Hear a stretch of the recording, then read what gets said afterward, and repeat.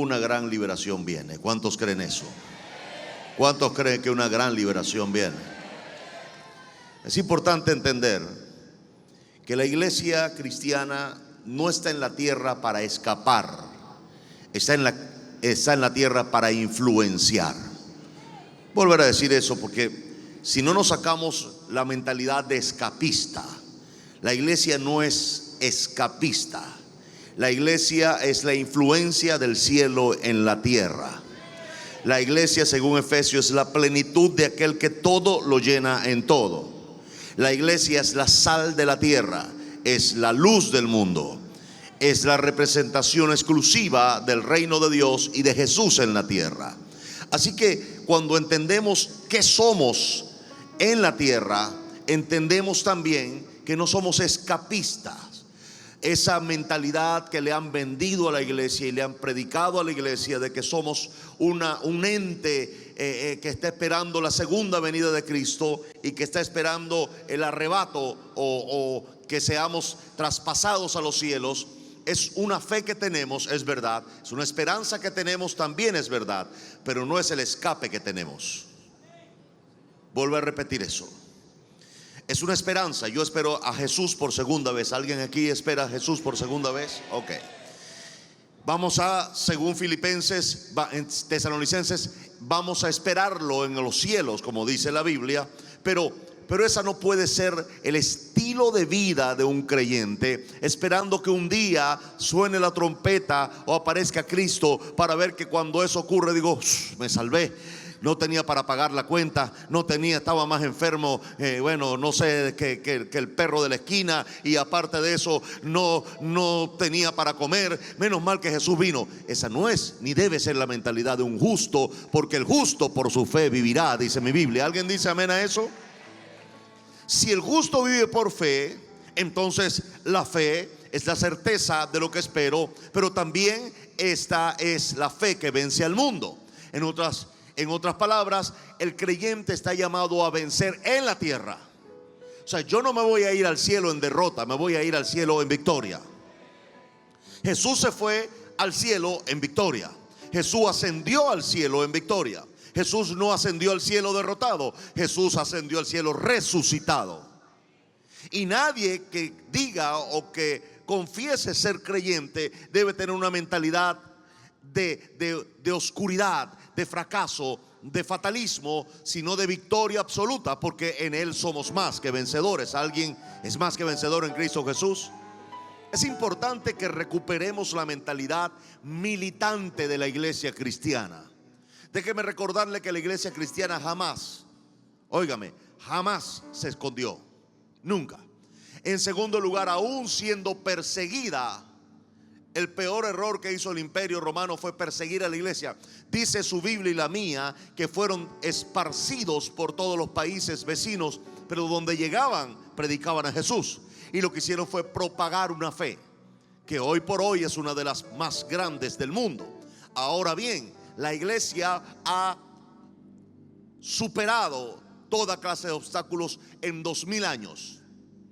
Hemos pasado por mucho, incluyendo persecuciones, incluyendo, como en algunos países, la prohibición de cargar siquiera una Biblia porque es un delito.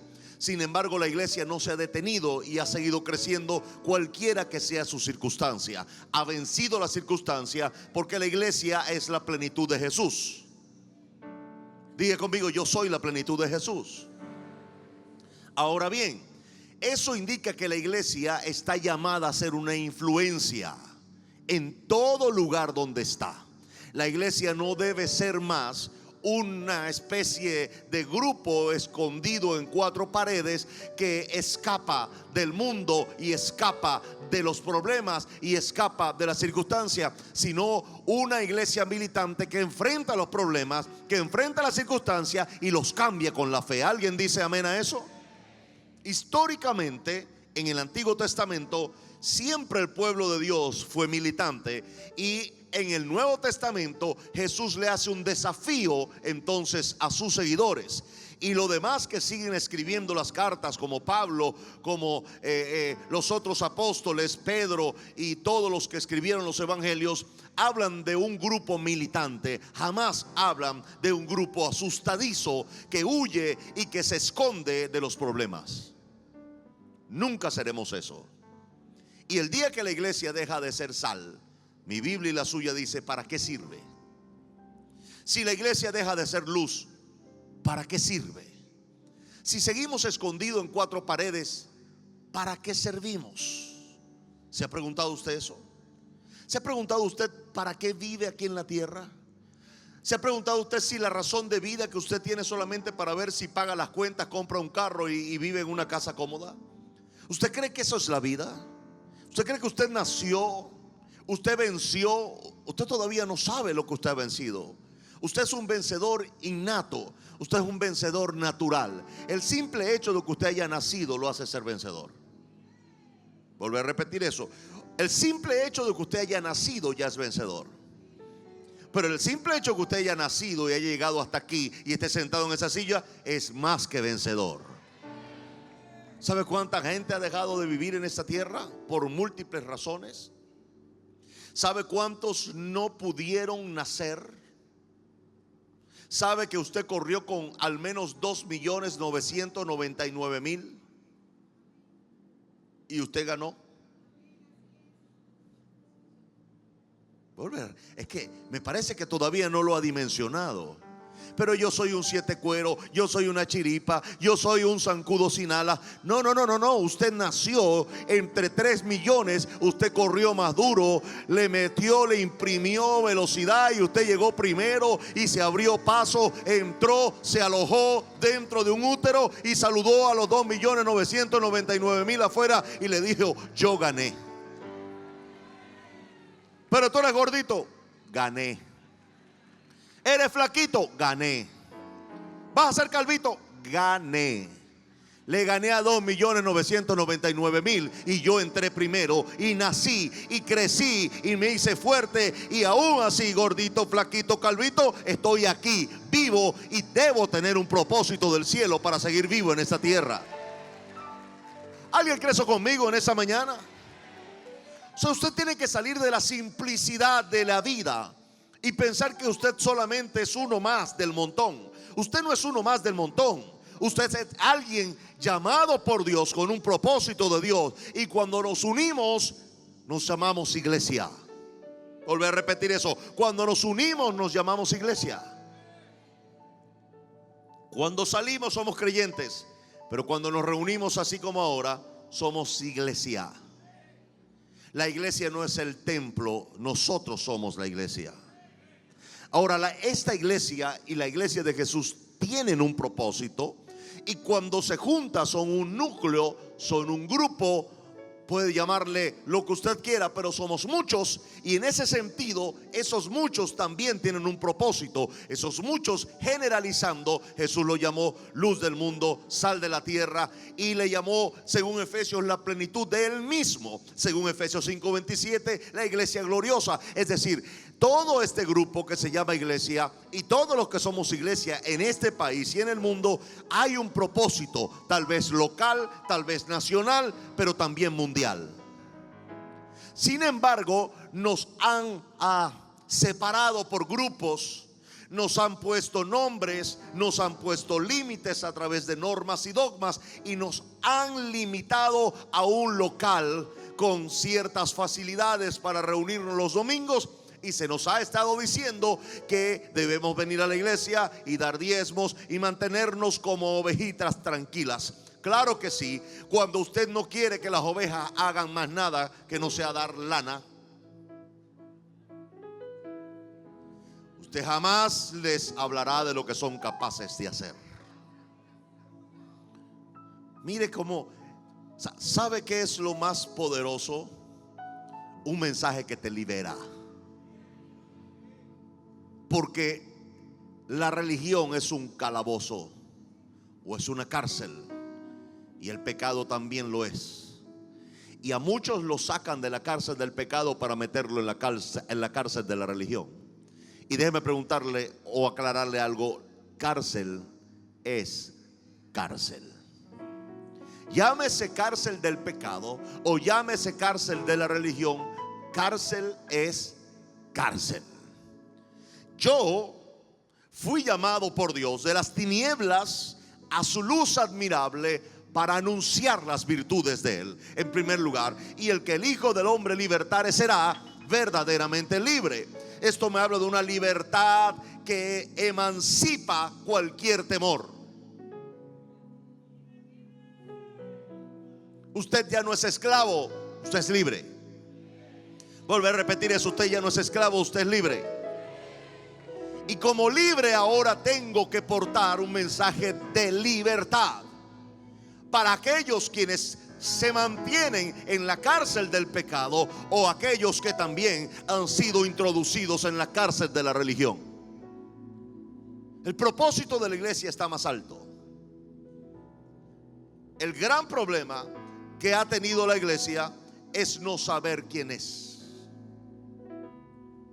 Y en esa ignorancia de no saber quién es, se ha metido entonces ese espíritu fatalista y ese espíritu de que no necesito más nada.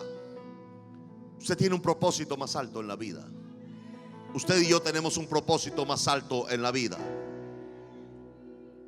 Abra su Biblia, si la trajo, en Éxodo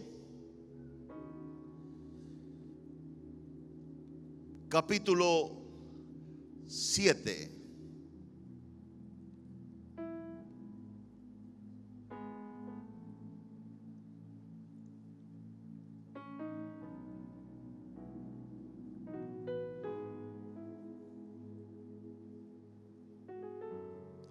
Éxodo capítulo 5, perdón.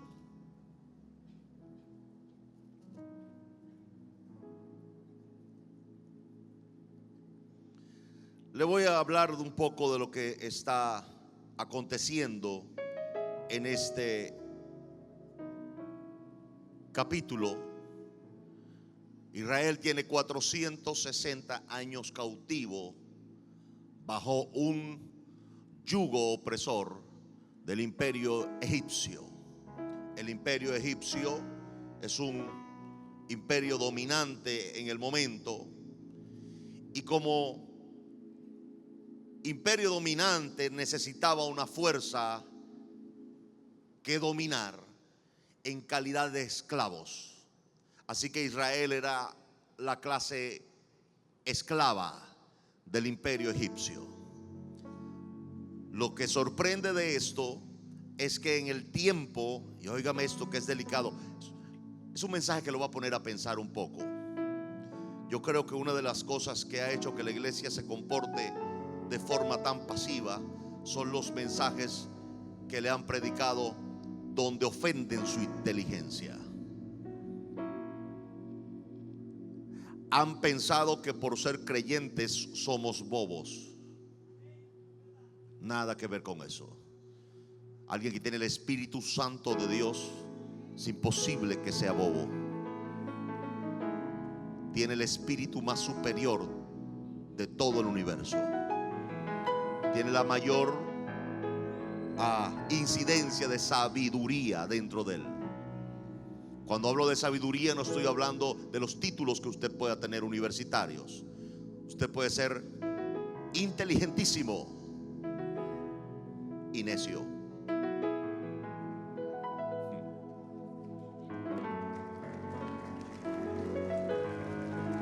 Usted dirá, ¿cómo es eso? Inteligencia no es sabiduría. La sabiduría es un bien que proviene de Dios. Es la capacidad que alguien tiene de analizar una situación y responder no de la forma más inteligente, sino de la forma más sabia. Y la sabiduría tiene que ver con una connotación espiritual. Todos los creyentes pueden ser sabios, porque es un derecho que usted y yo tenemos. La sabiduría es una manifestación del Espíritu Santo de Dios también. Aunque no cataloga como un fruto, se manifiesta como un don. Según 1 Corintios capítulo 9, existe el don de sabiduría. Es la capacidad, repito, que tiene una persona de hablar del Espíritu y dar respuesta a problemas que no daría una persona ni los más inteligentes. Eso es para que esté claro que la iglesia tiene una habilidad que no puede tener el mundo. El mundo puede tener las personas con los coeficientes intelectuales más altos, pero la iglesia tiene la sabiduría de Dios en ella. Y ahí es donde la iglesia debe entender quién es. Repito, según Efesios 5:27 es la gloria de Dios. Y según Efesios es la plenitud de aquel que todo lo llena en todo. Ahora, entendiendo lo que somos, ¿por qué seguir viendo hacia el mundo? Porque del mundo nunca vendrá nuestro socorro. El mundo no puede darte lo que Dios puede darte. No escucho amenes aquí. Bien. Ahora, entendamos que en este contexto que quiero hablarles hoy, que es un plano que, si bien no es el mismo, tiene algunas similitudes, como por ejemplo las circunstancias que terminan esclavizando a un pueblo. Esto ocurrió en este tiempo cuando el imperio egipcio esclavizó a Israel, y aunque era un pueblo con poderosas promesas, muy parecido a las promesas que se le han dado a este pueblo venezolano, y con un Dios tan grande como el que tenemos nosotros, Israel se sometió a un yugo, porque llegaron a pensar que sus fuerzas eran solamente las que tenían y no vieron hacia el cielo. El grave error es cuando el pueblo termina aceptando que no hay manera de liberarse.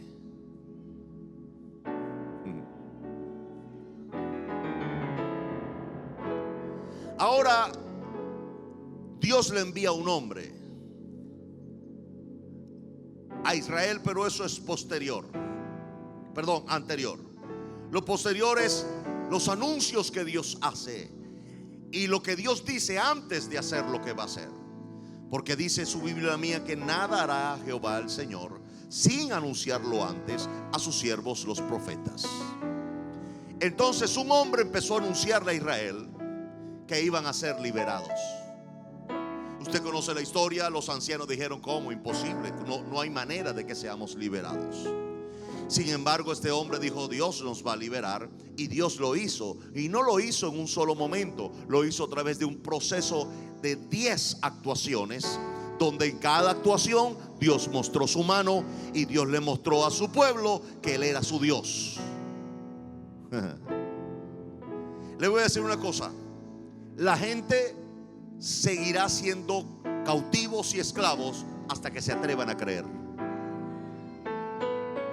¿Por qué usted cree que Dios usó 10 plagas? ¿Por qué no usó una sola? ¿Por qué no usó la última como primera y hubiese liberado al pueblo? Si yo analizo todas las plagas, me doy cuenta que la más neural o la más digamos emocional era la última, que fue la muerte de los primogénitos.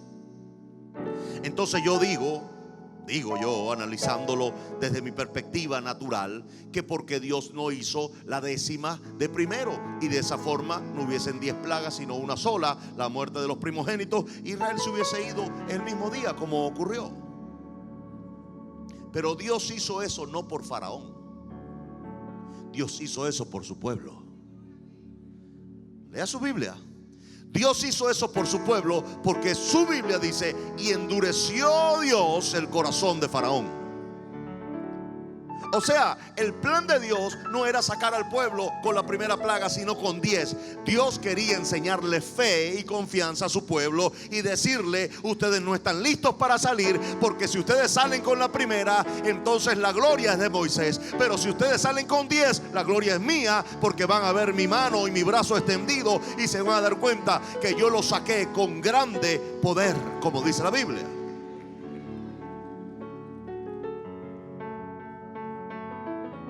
eso no es raro. No se extrañe cuando apareció en la escena Moisés. Los más críticos de Moisés fueron los mismos del pueblo, de su gente. Cuando en algún momento alguien me dijo, ¿y por qué la iglesia no lo respalda? Le dije, porque ha sido histórico. Nunca, sorprendentemente, el pueblo ha sido el primero que critica a su propio líder. Posteriormente tienen que tener un encuentro con Dios y una revelación de Dios para saber que no es el líder, es Dios con el líder para poder hacer lo que Dios dijo que haría. ¿Alguien dice amén a eso? La iglesia tiene que entender su momento y su responsabilidad. Ocurrió lo mismo con Jacobo, el líder de la iglesia del principio. Pues ellos dijeron, bueno, Jacobo que se las arregla como quiera. Y dice su Biblia y la mía que se llevaron a Jacobo y lo mataron a espada. Al gran hombre de Dios lo mataron a espada, porque la iglesia no se preocupó por su líder, porque pensaba que era suficiente con ellos. Sin embargo, entonces después entienden que perdieron una gran oportunidad de una gran crecimiento, una gran influencia, porque perdieron un buen líder. Entonces después tomaron preso a Pedro y se reunió la iglesia y dijo, no vamos a perder más líderes, vamos a orar por nuestros líderes y vamos a entender que este líder no lo vamos a perder, porque ese líder iba a hacer que el 70% de los países conocieran a Jesús por medio de él. Así que la iglesia oró, y usted sabe la historia. Un ángel vino y liberó a Pedro y lo llevó hasta la casa donde estaban orando por él. La iglesia entendió su responsabilidad en el asunto. No es sencillamente yo me regreso a mi casa y todo va como va, y cuando Dios quiere hacer algo. No, la iglesia es la plenitud de Jesús. Y si la iglesia ora y actúa, Dios va a actuar y Dios va a obrar por medio de la iglesia. ¿Alguien dice amén a eso? Sorprendente que la iglesia todavía no entienda su nivel de responsabilidad en las cosas que puedan pasar. En muchos países sí, pero yo hablo hoy de Venezuela. Entonces, ¿vamos a seguir viendo hacia los lados? Pues entonces vaya con Poncio Pilato.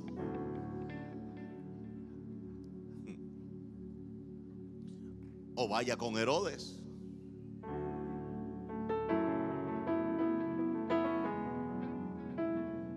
Pero esa es la gente que yo le llamo bachacos sin antena. Son cristianos nominales. No son cristianos devocionales o convictivos, sino cristianos nominales. O sea, soy cristiano, asisto a una iglesia, pero mi esperanza está en un impío. Bueno, usted tiene su derecho, pero después, cuando recibe el mal, no diga que vino de parte de Dios. Y les voy a hablar claro, en blanco y negro. El hueco donde estamos metidos, el 80% es culpa de nosotros. Y como nosotros decidimos meternos en ese hueco, pues debemos decidir salir de ese hueco nosotros.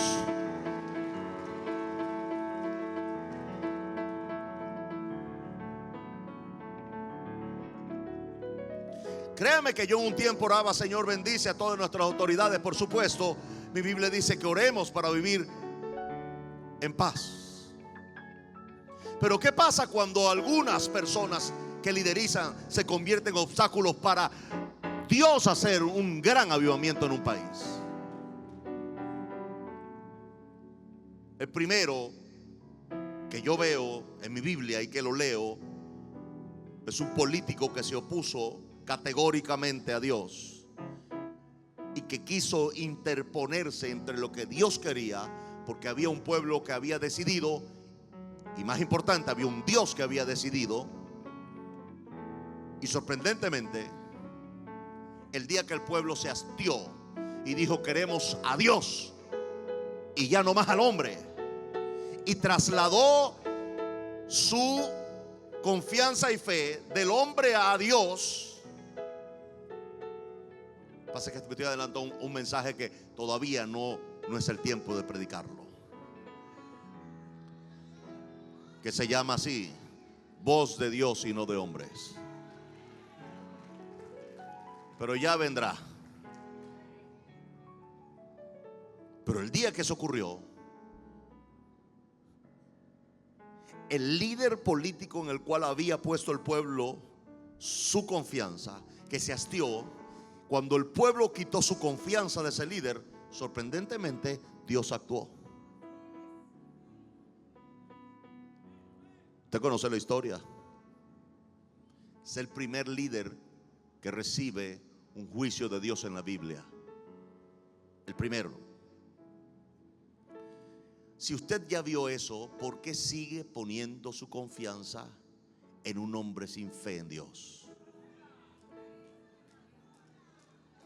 Cualquiera en el mundo puede hacerlo, pero usted va a volver a cometer el mismo error de antes, poniendo su confianza en alguien que no tiene su corazón en Dios. Y después le viene el mal y dice: ¿por qué Dios permitiría eso? No, Dios no lo permitió, usted lo hizo. Déjeme recordarle que Dios no vota.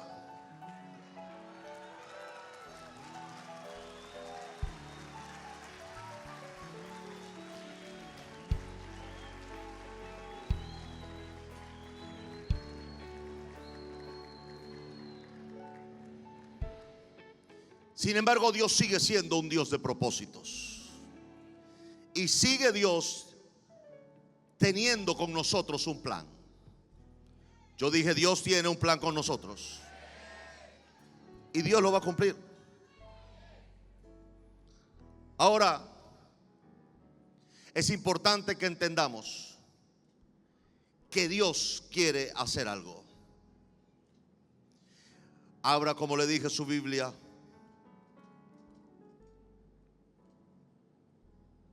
en Éxodo capítulo 5.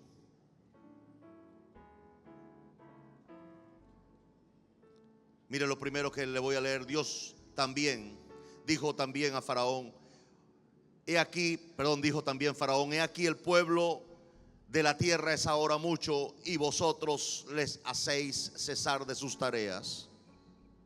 Mire, esta es la estrategia que siempre el diablo ha hecho.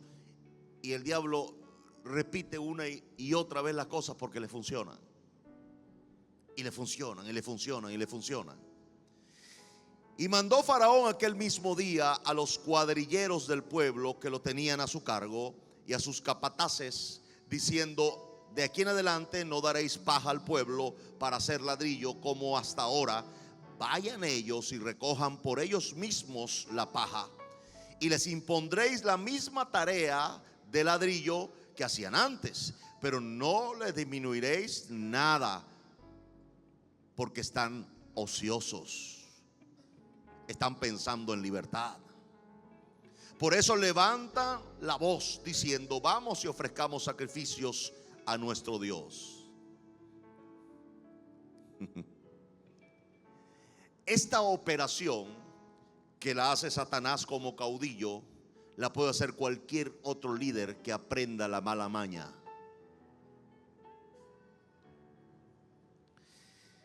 Mantengan al pueblo ocupado en sobrevivir. Que no piensen en nada más que no sea sobrevivir. Que no piensen en nada más que no sea comer. Que no piensen en nada más a ver cómo subsisten ellos y sus hijos.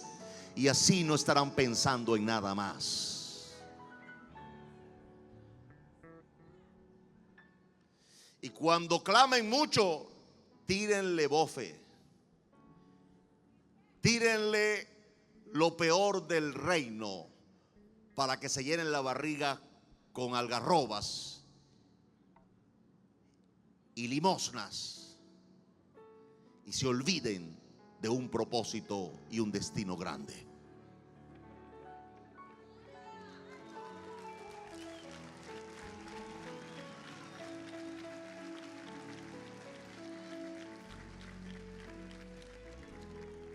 No ha cambiado. Faraón le dijo: pónganle más carga. Le dijo: dolaricen toda la economía, pero no los sueldos, para que les pese la carga de la inflación. Y no piensen en nada más que no sea comer. Que trabajen solo por comida, y que la comida que reciban sea la que yo le doy.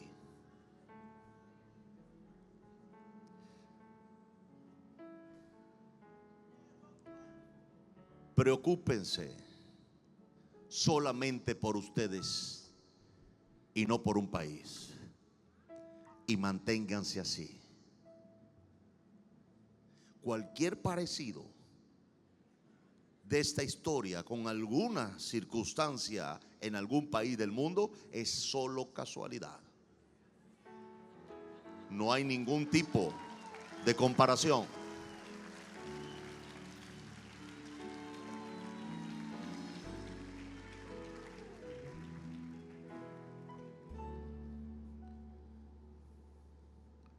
Por ahí está el religioso diciendo: pero ¿por qué se va a reunir con Faraón? Imagínense que Moisés hubiese puesto esa posición religiosa y políticamente equivocada. Faraón no recibió a Moisés, o Moisés no fue a Faraón a un banquete del palacio. Moisés no fue a hablar con Faraón para decirle que también estaba gobernando. Moisés le dijo: necesitamos que la situación del país cambie. Necesitamos que este pueblo coma. Necesitamos que las cosas que están bloqueadas se desbloqueen para que este pueblo pueda vivir. Así que por favor, dejen libertad a este pueblo.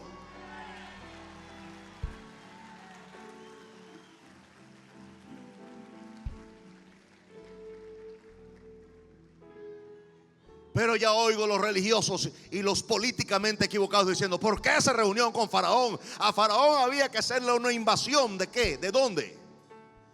¿Con qué lo va a invadir? ¿Con palos y con piedras? ¿Con qué lo va a invadir? Prefiero tener fe en Dios y que el terror de Dios caiga sobre el corazón del Faraón. Porque ya aquí yo leí una historia parecida y vi a Dios actuando, pero no leo otra donde el pueblo de Dios no haya recibido ayuda del cielo. Si esperamos una gran liberación, vamos a tener que ser responsables de ella. ¿Alguien dice amén a eso? Mi arma, la bondad. Mi arma, la solidaridad. Mis armas, un abrazo, la oración y un plato de sopa, son más poderosas que cualquier bala. Porque no hieren cuerpos, sanan corazones, y eso es más poderoso que cualquier otra cosa.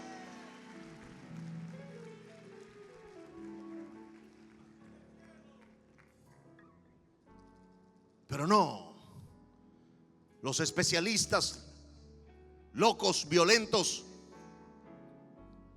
no ven cómo Mandela hizo un cambio en paz, con perdón. No ven cómo Gandhi hizo un cambio con amor y con servicio.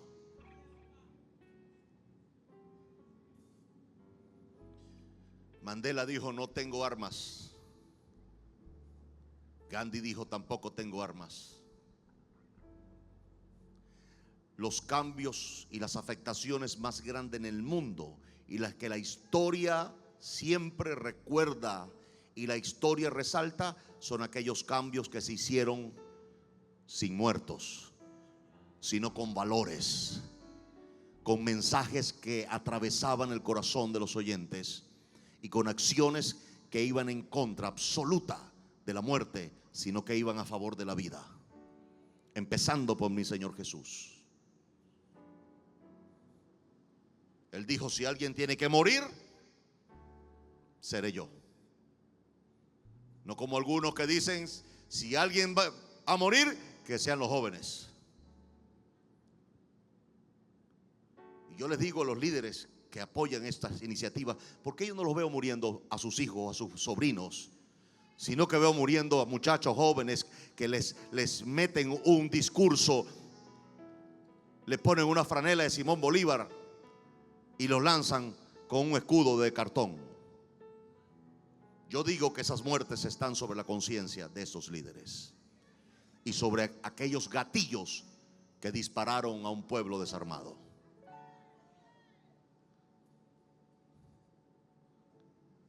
Pero cuando un líder es verdadero, se pone enfrente. Ahí estaba David en el punto más peligroso de la guerra. David era de los que iba enfrente de su ejército y tenía la moral para atribuirse victorias, porque él las peleó desde el frente de su batalla. Él era un líder.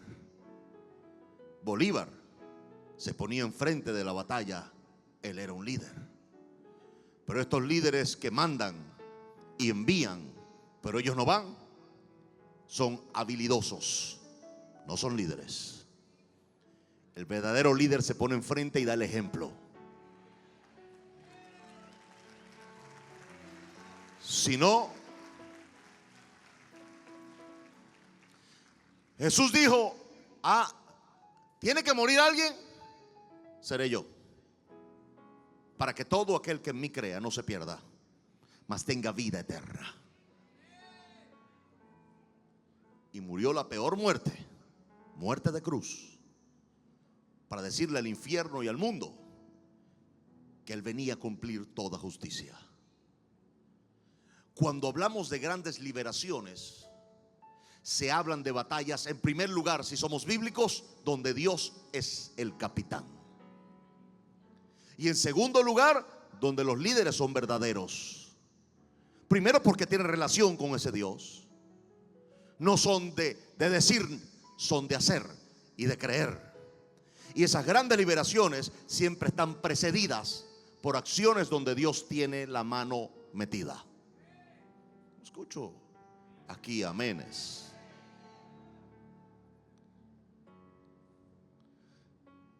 Este modus operandi ya es viejo, pero sigue funcionando. Hagan que la gente no se preocupe por nada más que no sea por comer, y la gente va a estar callada, tranquila y solamente viviendo para cubrir sus necesidades básicas.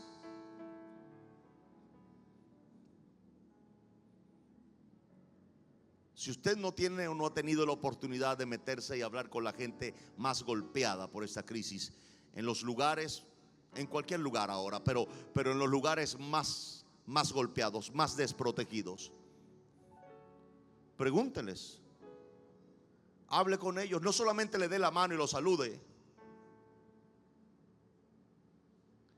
óigalos y oirá una gran verdad. Solamente confían en ellos, ya no confían en nadie. No quieren esto, pero tampoco aquello. ¿Quieren un cambio? Todos lo queremos. Pero no todo cambio es bueno si no se lucha de forma correcta y se espera de forma correcta. ¿Alguien oyó lo que acabo de decir? Hablaba en alguna oportunidad con una mujer que se había casado porque no quería seguir viviendo en su casa, porque ella sentía que en su casa la cosa no se sentía cómoda, y dijo: mejor me caso y me voy. Y esa mujer lloró por lo menos 15 minutos antes de hablar y me dijo: me hubiese quedado tranquila en mi casa. Jamás pensé que salir de mi casa, casarme para salir de mi casa me iba a salir tan mal y tan caro. ¿Cuánto no daría para regresar a mi casa y deshacerme de esta tormenta, de este monstruo? Me decía. Ella en un momento dijo: quiero cambio. Y se embarcó en el peor cambio de su vida. Y claro que su vida cambió, pero mire cómo cambió. La mujer era maltratada, era amenazada, era humillada. Y con sus padres muchas veces dijo: pero yo quiero hacer lo que quiera, me voy a casar para hacer lo que quiera. Se casó y nunca hizo lo que quería, y ahora estaba bajo el peor yugo que había vivido. Acuérdese, dice mi Biblia que toda buena dádiva y don perfecto desciende de lo alto. Y si algo desciende de lo alto, asegúrese que ese cambio viene de Dios. Si no,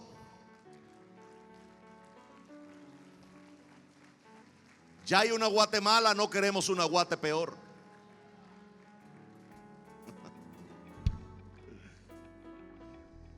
Verso 9: agrávese la servidumbre sobre ellos para que se ocupen de ella y no atiendan palabras mentirosas. Léalo.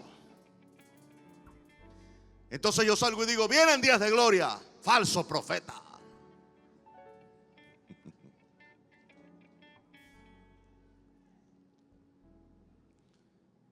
Recuerdo un pastor que cuando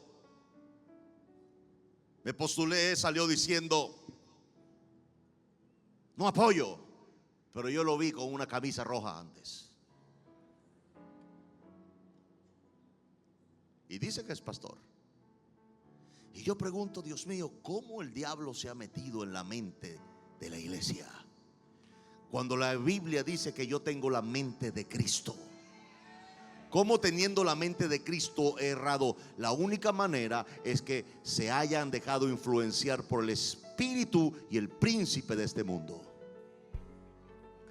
La gente más clara debería ser la gente que ora al Señor, que tienen el Espíritu Santo y poseen esta Biblia y la leen.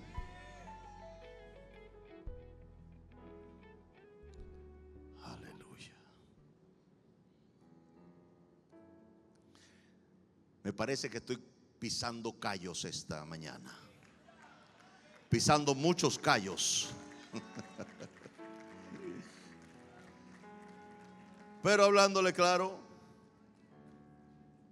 si yo quisiera agradar a los hombres, no sería siervo de Dios. ¿Alguien dice amén a eso? Si quisiera agradar a los hombres, no sería entonces siervo de Dios. Déjeme explicarle que lo que estamos viviendo hoy es la confrontación más grande que ha tenido la historia. Y es la confrontación por ver la obra de Dios manifestada. Quiero que vaya al capítulo 7 de Éxodo.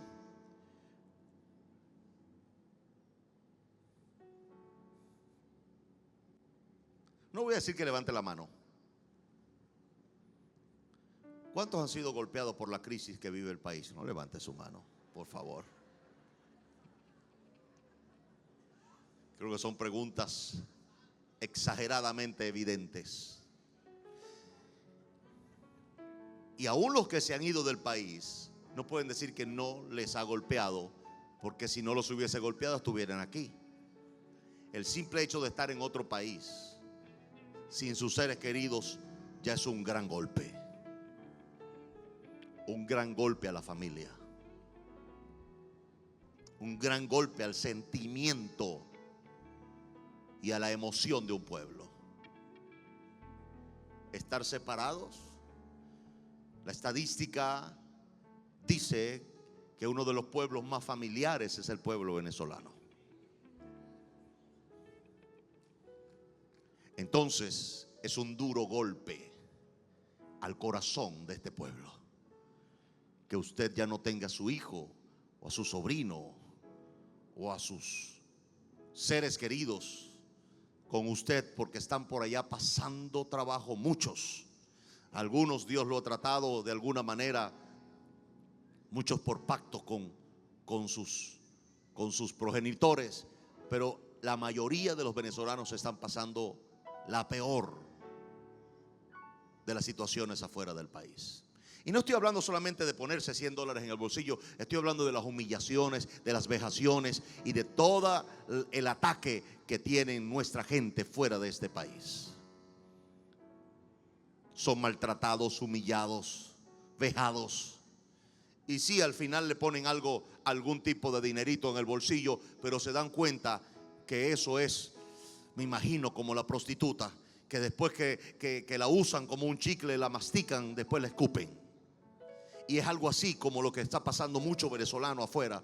Tienen algún dinero en el bolsillo, pero a causa de ¿qué? De una humillación, se sienten humillados. Se sienten que están siendo completamente vejados porque sencillamente tienen una nacionalidad.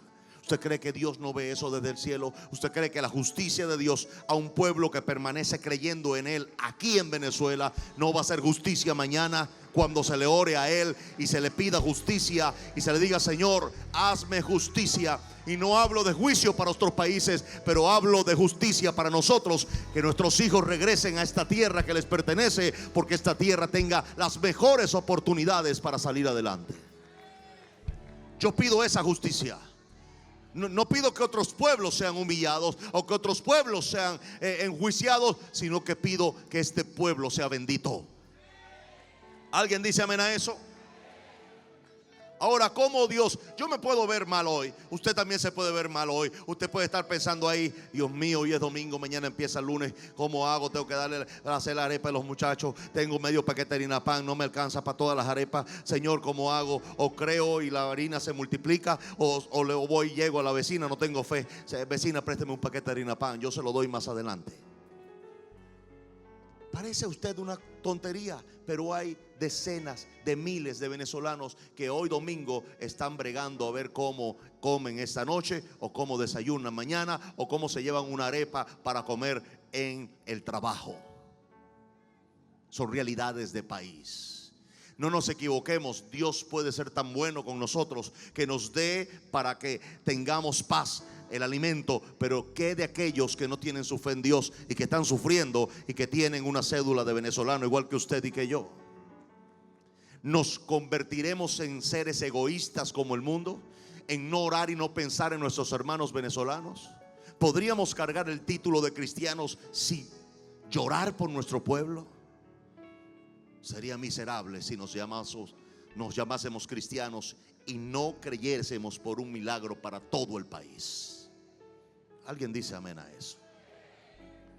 Sí, es verdad, no estamos en el mejor momento, no estamos en la mejor condición económica, no estamos en la mejor condición social, pero quiero saber cómo Dios me ve, porque al final del día quien va a hacer esto será Dios, y yo quiero verme a mí como Dios me ve, no como yo estoy. ¿Alguien entiende eso? Le leo su Biblia para que lo entienda. En el verso 4, capítulo 7 de Éxodo, Dios le dice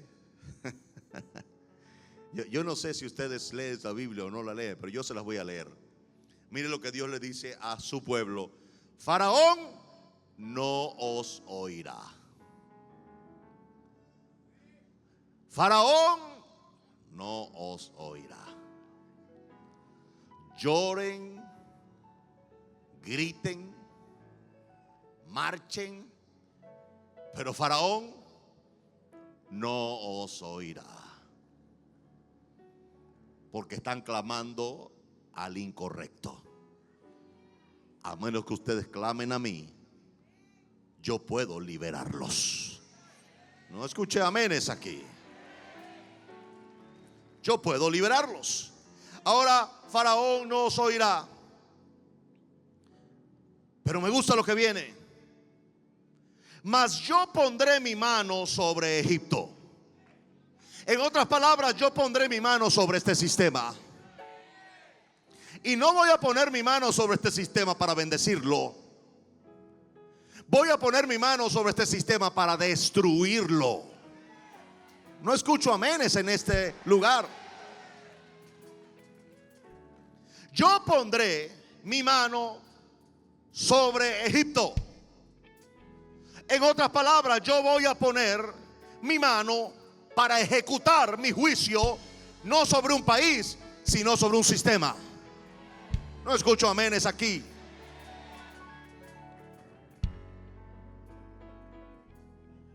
Y oiga lo que sigue diciendo, sorprendentemente. Dice: y sacaré a mis ejércitos. No faltará el loco que diga: ahí vienen los gringos.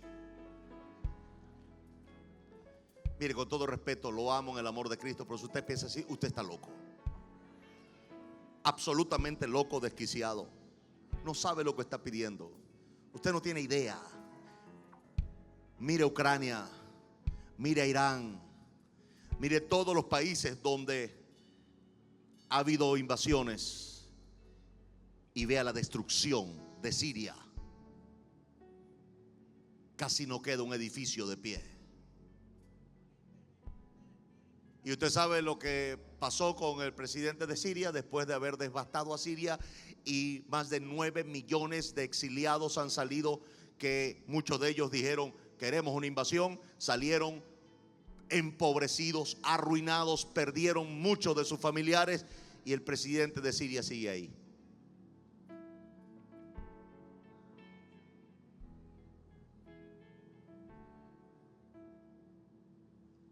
Usted va donde el vecino. Usted va donde el vecino. El vecino lo invita. No lo invita. Usted pasa por el frente de la casa del vecino o por el frente de la puerta del vecino, y usted conoce más o menos qué hace el vecino, y ve su casa destruida, en el piso, sucia. Yo no creo que usted sea tan falto de razonamiento para decir: yo no quiero eso. Yo quiero tener mi casa limpia, construida y en el mejor estado posible.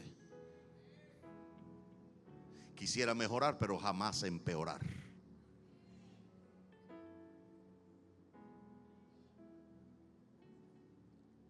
Abramos los ojos. Yo sigo teniendo mis ojos en el cielo, diciéndole a Dios: Señor, tú eres Dios, y tú vas a hacerlo de la manera que es bíblica, de la manera que es cristiana, y de la manera donde tú te lleves la gloria, Señor. Escucho amenes aquí en este lugar. Me llama la atención que Dios dice: pondré mi mano sobre este sistema y sacaré a mis ejércitos. Y ahora aclara quién es su ejército. Léalo. ¿Qué dice ahí? Pónganlo. Mi pueblo.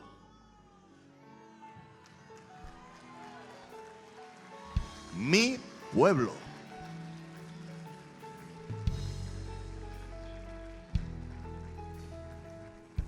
Dios ve a su pueblo como su ejército en la tierra.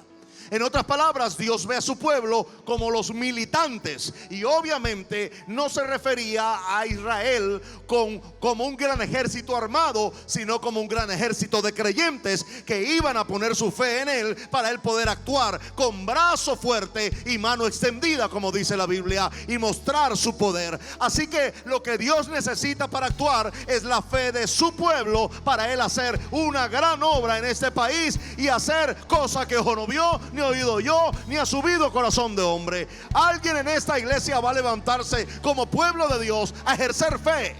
El arma más poderosa que tiene la iglesia no es una bala, no es un palo, no es una piedra, es un corazón que cree para vida, un corazón que cree para milagros, y un corazón que cree para que Dios venga y haga una obra grande. ¿Alguien cree eso conmigo en esta mañana? Diga conmigo: una obra grande.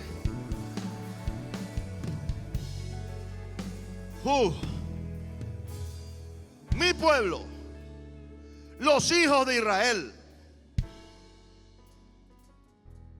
y los va a sacar de la tierra de Egipto con grandes juicios. Otra traducción dice con gran poder. Tanto que hemos orado y tanto que hemos ayunado y tanto que hemos llorado por este país y trabajado por este país, para que usted se comporte ahora como cualquiera, o para que la iglesia se comporte como cualquiera. De ninguna manera. No lo recibo ni lo acepto como algo de Dios. Debe venir el Espíritu de Dios y despertar el espíritu del pueblo. ¿Alguien oyó lo que acabo de decir? Son cosas que yo leo en mi Biblia. Y vino el Espíritu de Dios y despertó el espíritu del pueblo.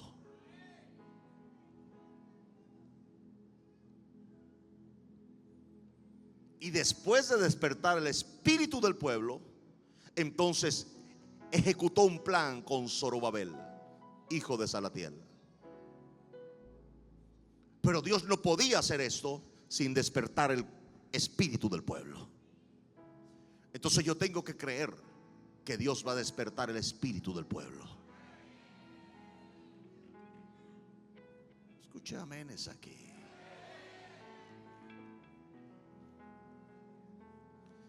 ¿Cómo será eso? Como lo dije en Caracas, el Espíritu del Señor vendrá sobre nosotros y el poder del Altísimo hará sombra sobre nosotros, por lo cual lo que hay en nosotros será llamado Hijo de Dios o hecho por Dios.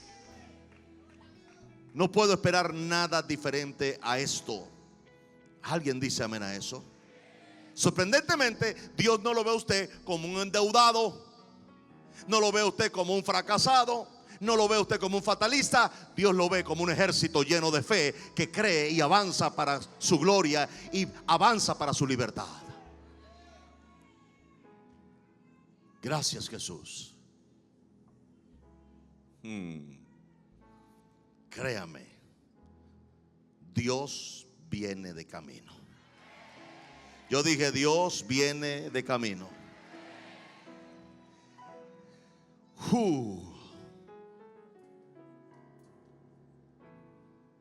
Mire lo primero que vio Faraón en Éxodo capítulo 1 verso 8. Dice, entonces se levantó, entre tanto se levantó sobre Egipto un nuevo rey que no conocía a José, y dijo a su pueblo, óigame esto, he aquí el pueblo de los hijos de Israel es mayor y más fuerte que nosotros. En un momento ese sistema reconoce que el pueblo de Dios es mayor.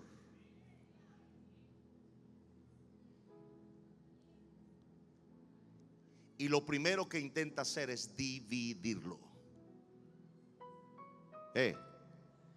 Dividirlo. Y restar o tratar, óigame bien y abra sus oídos. Cualquier parecido con la realidad es casualidad. Tratar de hacer que la gente que ha recibido testimonio del pueblo de Dios y que lo ve como el liderazgo más saludable, sea atacado. El pueblo popular, el pueblo que no tiene Facebook, Instagram, Twitter o lo que sea, el pueblo que está más pendiente de comer que cualquier otra cosa, el pueblo que no está pendiente de comprar el celular más caro o inteligente, porque para ellos no es prioridad tener un teléfono que tenga Twitter o Instagram, porque para ellos es más importante que sus hijos coman. Así que tienen un huechiconcito que solamente recibe llamadas y de vez en cuando recibe un mensaje de texto, especialmente esos mensajes de texto que dicen ha recibido su depósito.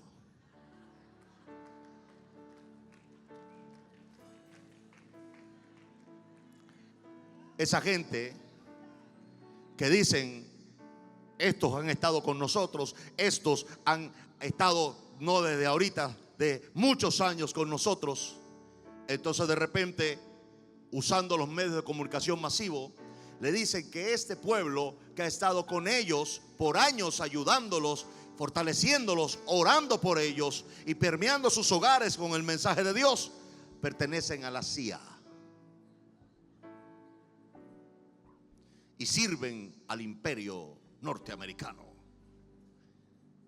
Quien sea que diga esa sandez, esa clase de comentarios absolutamente desubicados y sin ningún fundamento, no tiene ningún tipo de capacidad mental y es sencillamente un enviado para dar un mensaje y hacer que el pueblo de Dios pierda gracia con el pueblo que ha sido servido. Pero sorprendentemente la iglesia no lo ve. Dice, algo más. No. Faraón nunca da una puntada sin dedal. Ha aprendido el arte de la marramucia. Eso se estudia en la Universidad de la Estafa. Y déjeme hablarle claro. Cuidado con meterse con el pueblo de Dios. No he visto el primero que salga bien parado después de eso.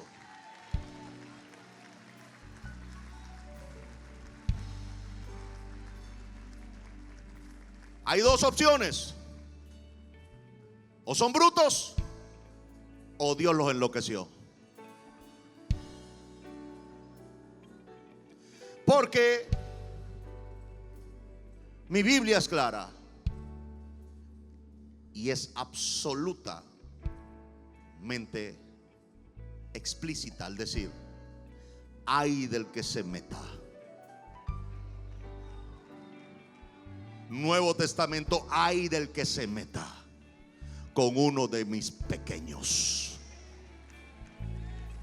Mejor le fuese, le va a ir mejor que se ate una cuerda al cuello y agarre una piedra de molino y se lance al río Orinoco cuando esté crecido.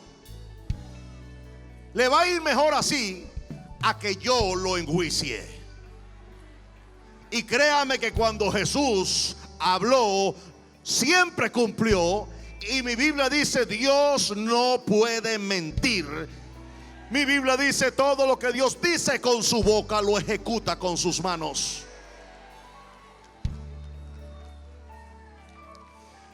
Y yo no sé quién loco puede asesorar a alguien y decirle: metámonos con el pueblo de Dios. Porque déjeme decirle que eso sería el fin de su fin.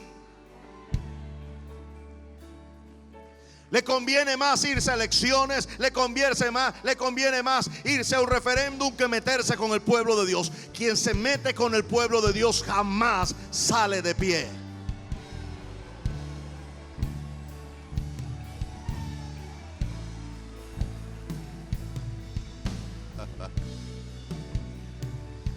Que hoy sea testigo esta iglesia que lo dije. Y quiero que esta parte de este mensaje salga por la televisión nacional. Que la advertencia llegue a todos los que puedan tratar de hacer algún plan contra la iglesia de Jesús. Y que mañana sepan que fueron advertidos por alguien que conoce a Dios y que también conoce la política de este país. Que hoy conste que no soy yo sino Dios que dice ay. Créame que cuando Dios dice ay en la Biblia, hay que hacerle mucho respeto a eso. Ay de aquel que se meta con uno de mis pequeños. Pobre de él. Así que yo no proferiré palabras de juicio. Yo dejaré que Dios sea el que emita el juicio. No yo. Yo seguiré predicando perdón, restauración y salvación en este país. Pero créame que cuando Dios habla, Dios hace lo que dice. Mientras tanto, seguiremos actuando en la misma dirección donde vamos. Servir a Dios y servir a nuestro pueblo. Sorprendentemente, dice el verso 12: que no importa todo lo que vino sobre el pueblo de Dios, es sorprendente lo que ocurría con un pueblo de fe. Dice, pero cuanto más oprimían al pueblo de Dios, tanto más se multiplicaban y tanto más crecían, de manera que los egipcios comenzaron a temer de los hijos de Dios.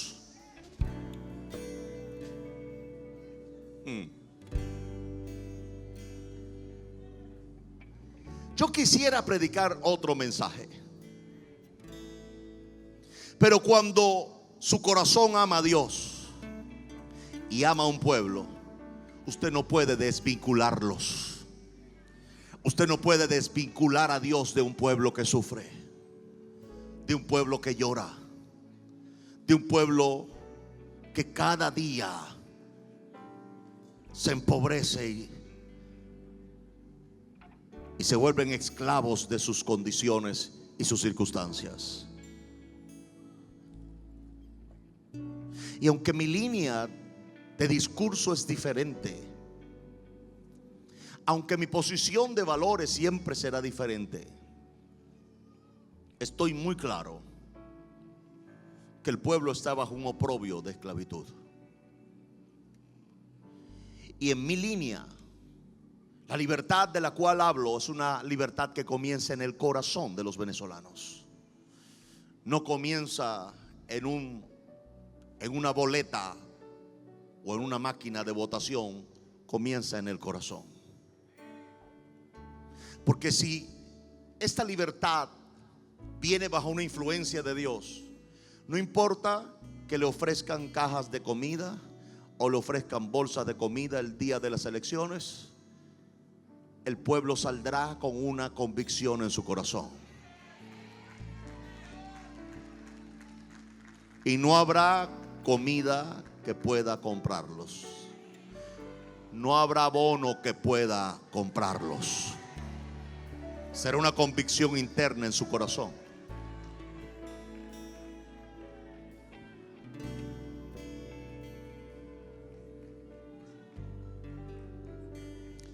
Yo sé que esos son los mensajes que no le gustan a mi familia,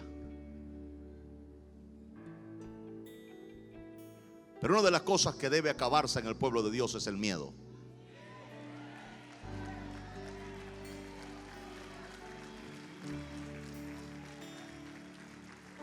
No más miedo.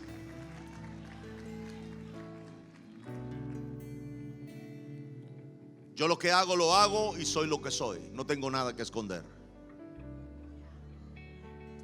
Pueden revisar todo lo que soy, todo lo que hago, y hallarán sinceridad en mis palabras y coherencia en mi forma de actuar. Mis palabras y mis acciones tienen coherencia y siempre la tendrán.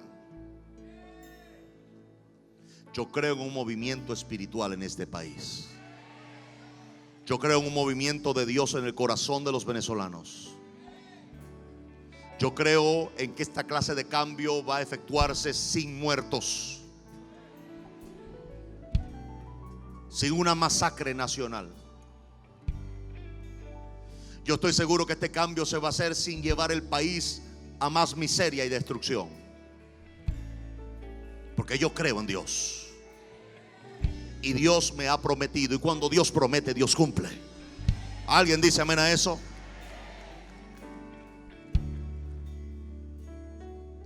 Mire lo que dice el verso 5 del capítulo 7.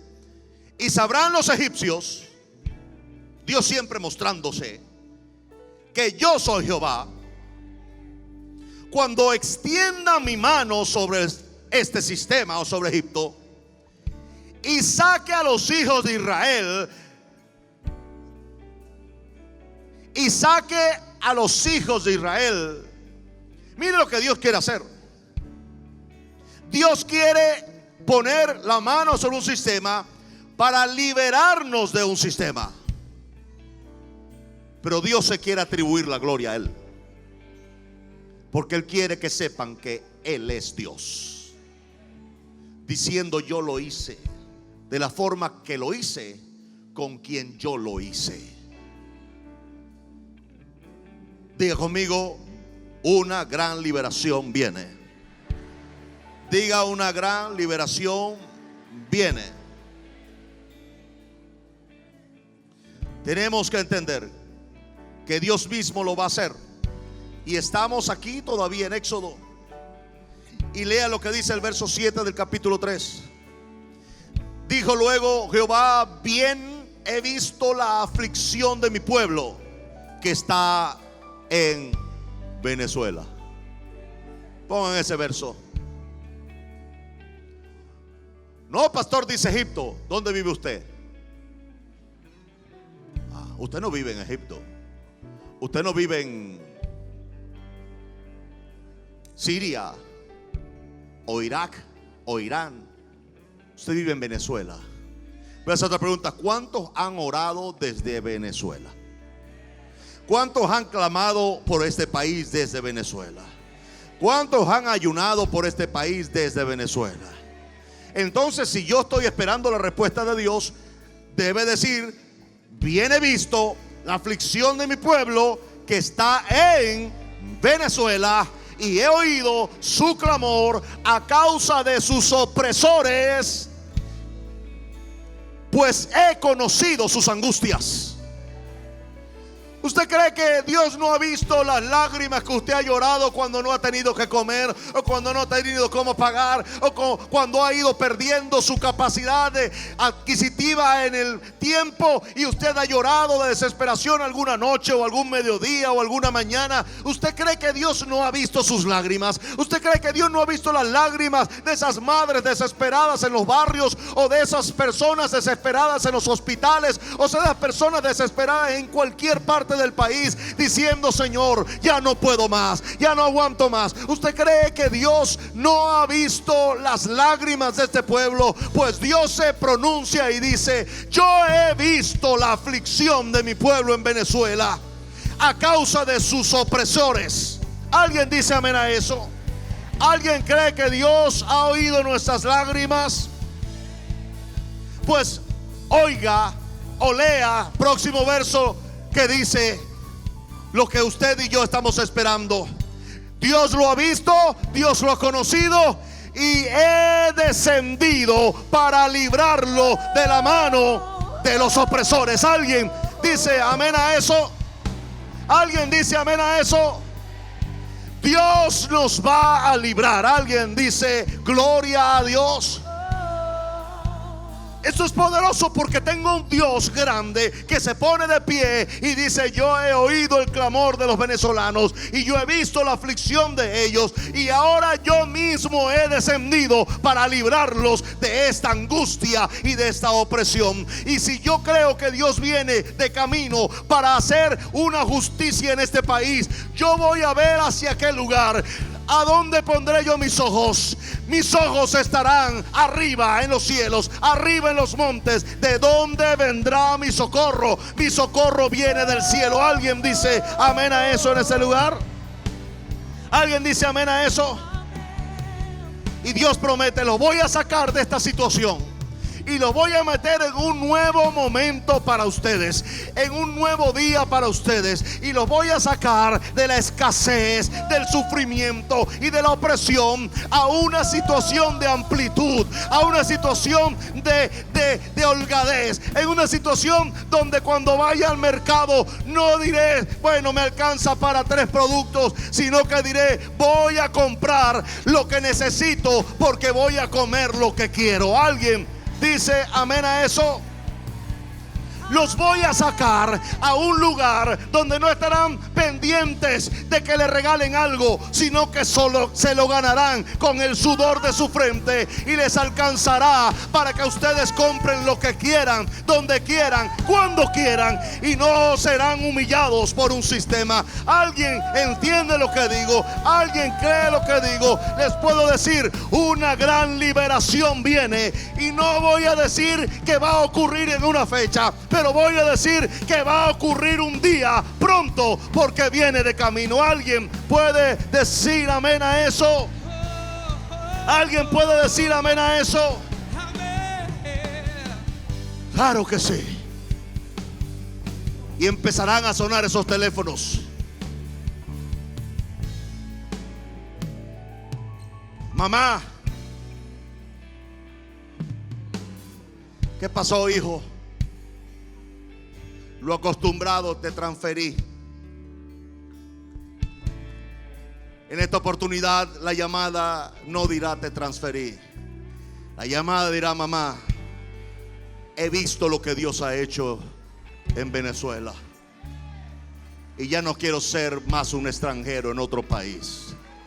Mamá, llego en 10 días.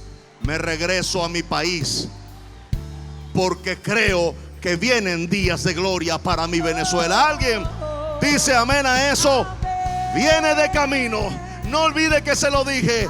Dios viene de camino para hacer cosas que con oído ni oído ni ha subido corazón de hombre. Dios va a hacer que lo que Él ha dicho se cumpla en este país. Y se levantará el mayor avivamiento que ha visto Venezuela con sus jóvenes. Que esos que se han ido regresarán. Y si salen, no saldrán por necesidad, no saldrán por huir, saldrán a predicar el glorioso evangelio de Jesús a otros países. ¿Alguien dice amén a eso en este lugar? ¿Alguien grita amén a eso en este lugar? Él está descendiendo. Diga conmigo: Dios está descendiendo. Moisés le dijo: Señor, esto es un imperio muy fuerte, tienen mucho poder. ¿Cómo puede suceder algo como eso? Dios le respondió a Moisés y le dijo: ve. La explicación de por qué irás es esta: porque yo estaré contigo. ¿Alguien oyó lo que acabo de decir? Dios le dice a Moisés: ve. Y cuando él le pide explicaciones, ¿por qué, Señor? Yo no sé hablar bien, yo soy tartamudo, no tengo la fuerza, no tengo la organización, no tengo el dinero, no tengo la estructura. Dios le dice: nada de eso importa, ve, porque yo estoy contigo. ¿Alguien dice amén a eso en este lugar? Oh.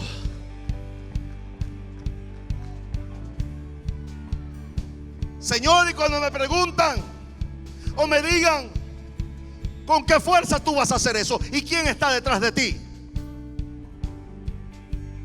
Dios le dijo a Moisés: dile, cuando te pregunten, dile que yo soy el que soy. Cuando te digan: ¿quién te envió? Moisés, no des explicaciones. Di: Dios me envió. Quien quiera creer, que crea. Y el que no crea de inicio, creerá al final por los hechos que haré. ¿Alguien dice amén a eso en este lugar? Usted conoce la historia y el final de esto. El pueblo de Israel, dice Salmos, fue sacado con oro y con plata y no hubo enfermo en sus tribus. Esto indica entonces que lo que va a pasar va a ser atribuido a Dios, y Dios va a ser adorado, va a ser alabado y reconocido, porque todos van a reconocer que fue Dios quien hizo esto. Y Dios va a buscarse la manera de que esto repique, no solamente en este país, sino en otros países, para que la gente alce sus ojos al cielo y digan: no queremos más voz de hombre, sino voz de Dios en nuestro país. ¿Alguien entiende lo que estoy diciendo? Una gran liberación viene. ¿Creen eso conmigo? Y yo les digo algo: que Dios tiene mejores, seguro que los tiene, pero en cuestión de terquedad, no va a conseguir uno más terco que yo. No va a conseguir uno que agarre y muerda la promesa y corra con ella hasta las últimas consecuencias. Mi papá me decía: hijo, es muy delicado. Yo le decía: papá, usted me conoce, pero más que eso, Dios me conoce. No hubiera entregado una responsabilidad de esa a alguien muy inteligente que analizara todos los escenarios y decidiera inteligentemente decir no más, porque es inteligente. Como alguien me dijo, es inteligente que no hable más del asunto. El asunto es que yo no soy inteligente, yo soy obstinado y terco, y ese es el problema. Obstinado y terco. El sábado, el día de la expo, los ojos de este ministerio estaban sobre este lugar. Era el día que Bertucci predicaba, y todos sabemos que Bertucci ya no era lo que era antes. Así que vamos a ver con dolor a un predicador que perdió sus habilidades y perdió su unción. Y me llegaron mensajes de varios países, y me llegaron mensajes de varias organizaciones de este país diciéndonos o diciéndome con dolor: pastor, están viendo para luego decir, aquí terminó Bertucci. Esa noche en esa oficina le dije: Señor, hoy tú me mostrarás si soy el fin y si lo que era conmigo ya no es. Así que salí con temor y con temblor a ese púlpito. Nadie lo sabía hasta hoy. Bajé las escaleras y dije: Señor, creo que si hoy tú no haces algo conmigo, asumiré que es mi fin. Y humildemente me retiraré para darle paso a quien tú quieras levantar. Me convertiré en un apoyador, en un ayudador, y seguiré empujando tu obra, ya no desde adelante sino desde atrás. Pero aquel día Dios apareció en medio de la predicación, y la unción fue tal que en esa oficina mi papá subió y yo estaba solo y le decía: yo no voy a entrar ahí donde él está. Tengo temor de entrar ahí. Es el lugar santísimo de Dios con ese hombre. Y lo que nadie sabía, se lo digo hoy. En medio de esa poderosa unción, el Espíritu Santo me dijo: este no es tu fin, es el principio de lo que yo haré contigo.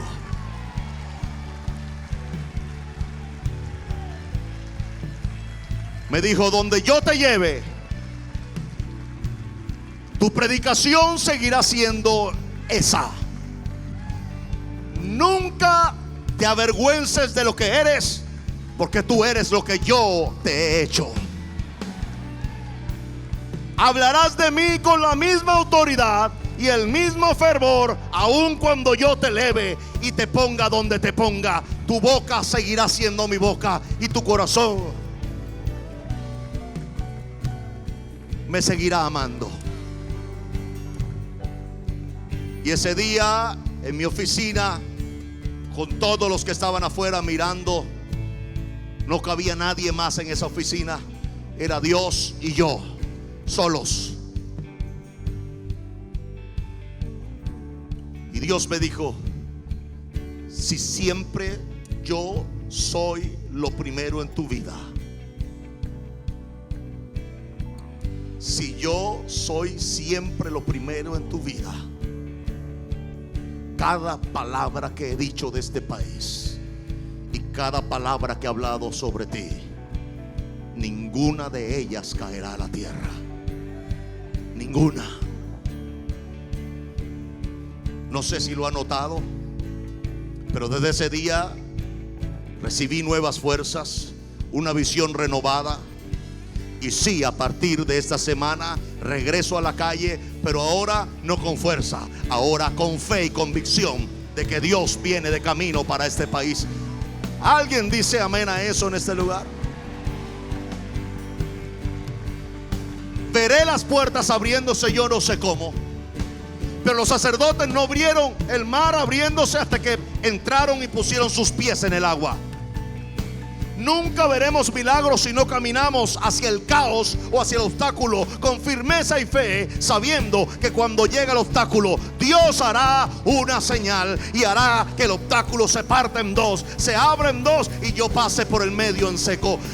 Yo creo que vienen días de gloria para este país. Yo creo que vienen días mejores para este país. Y yo creo que una gran liberación viene de camino. ¿Alguien cree eso conmigo en este lugar?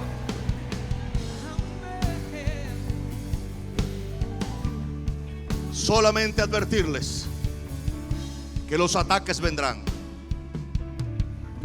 más encarnizados que antes. Vendrán más malintencionados que antes. Cuando se den cuenta que es una real amenaza, vendrán de todos los lugares. Pero aunque vengan como río, mi Biblia y la suya dice: el Espíritu del Señor levantará bandera. ¿Alguien dice amén a eso? El Espíritu Santo va a destruir todo plan diabólico, toda clase de plan malintencionado. Dios lo va a destruir. Dios nos va a dar gracia y favor, y Dios va a impedir que el diablo pueda tocarnos. ¿Alguien dice amén a eso? Yo quiero que crean eso, porque lo que más teme un sistema es la fe. Una crisis puede tocar todo lo que tenemos, pero jamás podrá tocar lo que somos. Y si somos creyentes, seremos creyentes en medio de la peor crisis de la historia. Y haremos que el corazón del venezolano se levante creyendo en Dios y a Dios. Yo hoy no puedo decir cómo Dios lo va a hacer, pero Jesús arriesgó su reputación en el Jordán. María arriesgó su reputación al quedar embarazada sin conocer varón. Así que a mí no me importa la mía. La voy a arriesgar toda por causa de una visión para un país de salvación. Porque si no hay alguien que se arriesgue a todo, no veremos a Dios haciendo todo lo que ha dicho que Él tiene que hacer. ¿Alguien dice amén a eso? Lean su Biblia. Nadie en la Biblia hizo grandes cosas sin arriesgarlo todo. Abraham tuvo que entregar todo lo que amaba a causa de una redención a la humanidad. Y así cada hombre o mujer en la Biblia tuvieron que arriesgarlo todo para hacer que Dios hiciera todo lo que había dicho. Y yo quiero que Dios haga todo lo que ha dicho con mi país, con mi pueblo, con su gente. Y para que Dios haga todo, yo tendré que arriesgarlo todo por eso. Así que un día se le preguntó al cielo: ¿quién iría? Y Jesús, el único Hijo de Dios, dijo: heme aquí, envíame a mí. Si vamos a salvar todo, el Padre dijo: tendré que arriesgarlo todo. Así que dio todo lo que tenía, su único Hijo, para que todo aquel que creyese en Él no se perdiera, sino que tuviese vida eterna. Así que cuando creemos en algo y estamos peleando por la bendición de la mayoría, tendremos que darlo todo para esto. Y cuando digo todo, es todo.